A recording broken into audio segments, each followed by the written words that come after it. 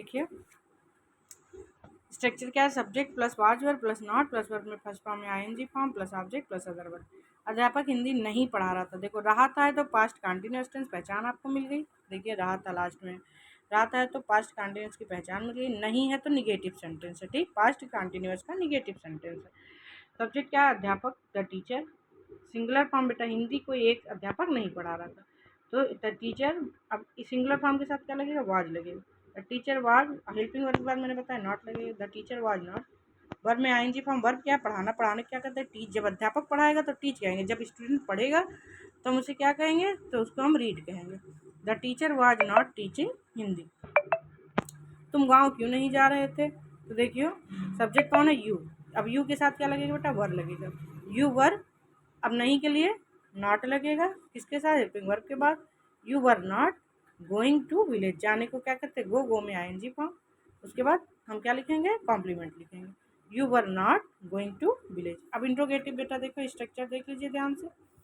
Helping verb was verb plus subject ना, plus verb में ING form plus object plus other verb plus question mark. उसके बाद नीचे देखो, यदि क्या कब कहाँ कैसे क्यों सेंटेंस के बीच में आता है तो उसकी इंग्लिश सबसे पहले आपको लिखनी पड़ेगी। Question word plus was verb plus subject plus verb में ING form plus object plus other word plus question mark. क्या अध्यापक हिंदी पढ़ा रहा था, देखो क्या सेंटेंस, यदि सेंटेंस क्या से शुरू हो तो उसके लिए हम क्या करेंगे बेटा, उसके लिए हम वर्ड नहीं बल्कि उस टेंस का हेल्पिंग वर्ब यूज करेंगे जिसका वह सेंटेंस हो। अब किसका सेंटेंस है ये, रहा था यानी पास्ट कंटिन्यूअस। पास्ट कंटिन्यूअस की हेल्पिंग वर्ब क्या है, वाज वर्ब है। इसलिए हम क्या के लिए, हम सब्जेक्ट के अकॉर्डिंग वाज यूज करेंगे, नहीं तो वर यूज करेंगे। अब अध्यापक सिंगुलर फॉर्म, इसलिए यहाँ पर क्या की जगह पर वाज यूज होगा। देखो हेल्पिंग वर्ब सबसे पहले, फिर सब्जेक्ट।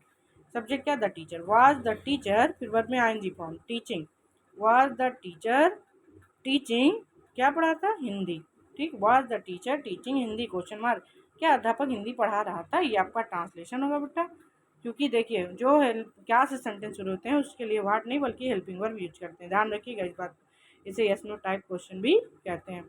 तुम गीत क्यों गा रहे थे, क्या कब कहाँ कैसे क्यों अगर सेंटेंस के बीच में है तो इसकी इंग्लिश हमें सबसे पहले लिखनी है। जैसे मैंने आपको लास्ट वीडियो में बताया है, तो क्वेश्चन वर्ड सबसे पहले लिखना है। क्वेश्चन वर्ड क्या है, क्यों, क्यों का क्या होता है, वाई होता है। अब यहाँ पे वर्ड लगा है, किसके अकॉर्डिंग लगा बेटा, सब्जेक्ट के। सब्जेक्ट क्या है, तुम की इंग्लिश क्या होगी, यू। यू के साथ क्या लगेगा, हेल्पिंग वर्ब वर लगेगा। वाई वर यू, वर्ब क्या है, गाना। गाने को क्या कहते हैं, सिंग। उसी में एनजी फॉर्म जोड़ देंगे तो क्या हो जाएगा, सिंगिंग हो जाएगा। Why were you singing. Object क्या है बेटा, क्या गा रहा है, एक सॉन्ग, सॉन्ग। ठीक, why were you singing a song. ये आपका क्वेश्चन वर्ड वाला हो गया, ये आपका हेल्पिंग वर्ड वाला। ठीक, ये आपका इंट्रोगेटिव सेंटेंस।